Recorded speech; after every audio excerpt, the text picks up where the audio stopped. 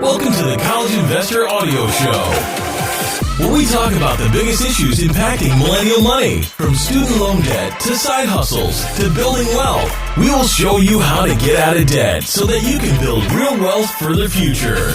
Moving into your dorm room marks a huge transition into living on your own, but most students have tiny budgets to commemorate such a big change. But no matter what your budget is, there are steps that you can take to simplify the move-in day. You'll still end the day sweaty and exhausted, but you'll have the things that you need to start your semester out right, though. So today's show, we talk about how to prepare and make dorm room move-in day easy. First, figure out your move-in budget. So when it comes to moving into your first place, even if it is a dorm room, it's tempting to spend money to make your new room a home. But you'll be moving into a dorm room at the same time that you have other demands for your hard-earned money. And if you're going to school in a different city than where you grew up, you'll probably have some interruption to your income until you find a part-time job at school. So before you shop, go ahead and make a budget. Look at your savings and figure out how much of that money you can put towards your first dorm room. If your parents are willing to help you out, ask them how much they're willing to spend on helping you get settled. Finally, go ahead and dig through your gift cards to see if you have any funds that you can put towards your college costs. Once you see how much you actually have, you can know your budget. You may not be able to afford everything you want, but with a bit of creative thinking, you can likely get your dorm into decent shape. So these are a few steps and tips you can take to keep your move-in costs down. Remember your other startup costs. All right, so your dorm room isn't going to be your only startup cost. You might need to buy a laptop, a bike, textbooks that you can't rent. Once you combine those costs with the cost of outfitting a dorm room, you can easily blow through a summer's worth of earnings before you've even stepped foot into a classroom. Ugh. Try to account for all of your costs so that you can better allocate money to your dorm room budget. Avoid the haul mentality. What this means is, when you shop for a dorm room, it's really easy to want to be in an entire haul of furniture, decor, bedding, and more. Rather than buying your entire dormitory in one go, think about shopping as a way to supplement items that you already have. You might have a newly minted credit card, but you don't want to get caught in credit card debt before you even start college. There's enough debt there already. Instead, raise your credit score by keeping your utilization low and paying off your credit card on time and in full each month. And in full, the key words there. And in full each month.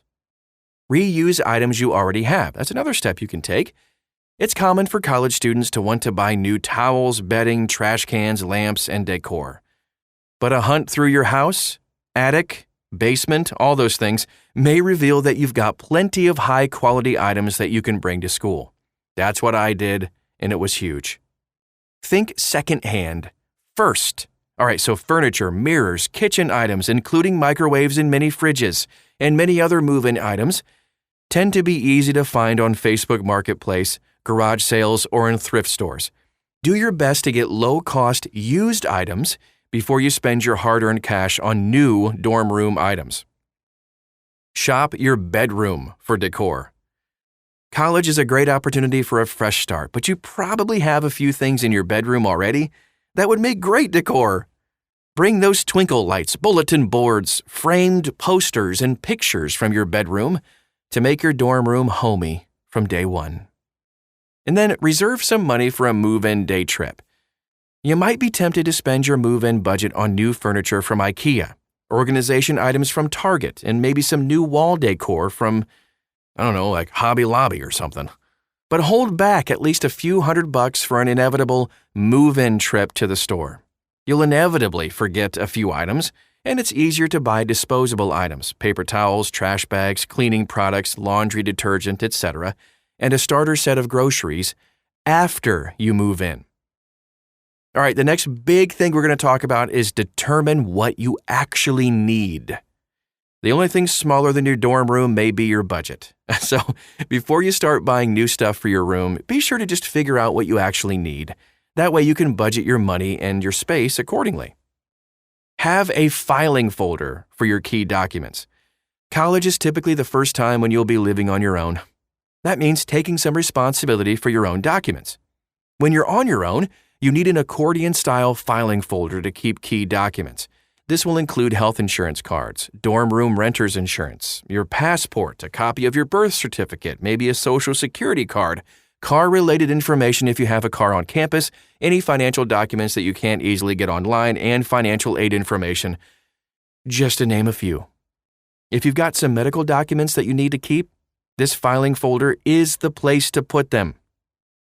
Split the packing list with your roommate. That's a great idea. So whether your roommate is an old friend or just a randomly assigned person, you'll be sharing a living space for at least 9 months. You won't want to double up on the items that you pack, so get in touch and discuss move-in day practicalities. If possible, figure out what items you each have available.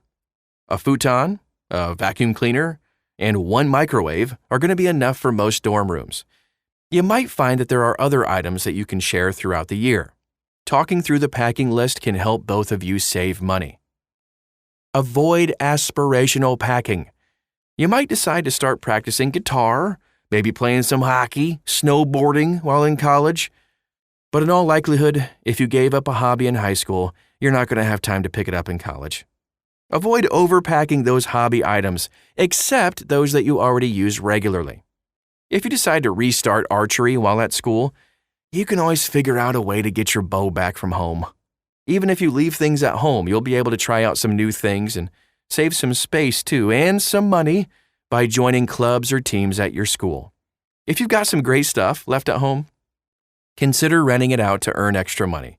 You can rent out everything from high-end purses to sports equipment, so consider whether your unused stuff could actually become your next side hustle. Be judicious about your clothing.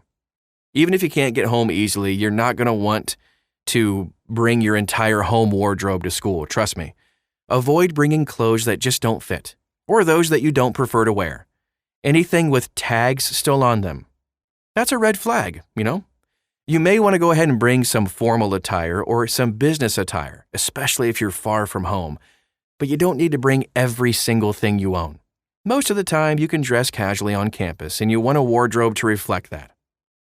Embrace this minimalist attitude. Dorm rooms are small, and you'll share yours with a roommate. While you'll want your room to be homey, not everything from your home will fit in your dorm room. Try to pack only the items that you actually need, you really need, to enjoy your college life, and then just leave everything else behind. Think about the seasons, too. If you live an hour or less from campus, consider leaving your cold weather stuff at home. You'll likely move in on one of the hottest days of the year, and cooler weather may be months away. If you can keep bulky sweaters, jackets, boots, and other cold stuff at home, you'll save tons of space in your dorm room closet, and move-in will go a whole lot quicker. If you live far from campus, consider using space-saving bags to reduce the size of your bulky winter gear. Pack like a pro. This is when Tetris really comes in handy. Once you have the items you need, you'll need to figure out how to get everything into your car. But that's not the biggest challenge. Once you arrive at school, you'll need to schlep everything up a few flights of stairs into your new abode. Hopefully not. Maybe you're one of the lucky ones that's on the first floor. I don't know. While getting settled is never easy, there are a few things you can do to ease this pain. Borrow a cart or a dolly. All right, a cart or dolly makes it easy to haul bulky or heavy loads from the car to your residence hall. If your parents don't have one, try to borrow one from friends or a sympathetic boss at your place of business. They'll understand. Make sure furniture is easy to unload. You're going to want to set up large items like a bookshelf, a futon, a desk, or a fridge before you bring the smaller items in. If possible, bring your furniture in one car and your other items separately. Next thing we'll talk about is keep your cleaning products separate from everything else. Cleaning products are the only products that I recommend buying once you actually get to school, but you might decide to eschew that device and take the cleaning products from home. If you do, pack these separately from your other items and ideally carry them in a plastic tub. Chemical spills can leave huge stains, and you don't want to be responsible for a costly carpet stain from a move-in day accident. Pack in clear tubs and laundry baskets. If at all possible, pack your items in clear tubs and laundry baskets. Clear tubs are stackable, and you can see what you have inside of them, which makes move-in a lot easier. Plus, you can use them for storage during the school year. Laundry baskets are designed to be easy to carry, and they're perfect for toting clothes, bedding, towels, pillows, and other lightweight items. Have a few small tools. This is a big deal. Bring a power drill and bits, command hooks, zip ties, scissors, clear packing tape, a rubber mallet, measuring tape, and a pencil to your dorm room. A pencil! I didn't have pencils when I showed up to college. Ugh. You'll definitely need some or all of these as you get your new place ready.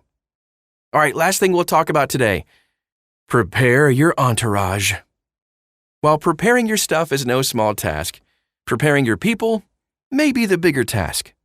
Move-in day is both physically and emotionally draining, but you can prepare for it with just a few tips. Number 1, figure out what car will get you to school. Going car-free is a great way to save money, but you'll need some way to get all your stuff to school. Make sure that you've arranged for a car and a driver to help you on move-in day. Number 2, recruit some family members to help you move in. It's possible to move in by yourself. Typically, the residential staff will be around to give solo students a hand with getting settled. But the more people you have to help you, the faster you can get your stuff out of the car and into your dorm. Parents, a sibling, and maybe even a friend or two can make moving in much easier. Just leave the dogs and other pets behind. Number 3, have snacks and drinks in a cooler. Your move-in crew will work much better if they are fed and watered. Prepare a cooler full of cold drinks and snacks to feed your friends and family. If you have room, you can even keep the cooler in your dorm room, so you have a cooler when you want to go tailgating or on camping trips. Number 4, explain when your parents should leave. Schools typically publish a move-in day schedule, and most include a specific event where parents are welcome. That event typically marks when your parents should say goodbye to you, at least until you come home to visit.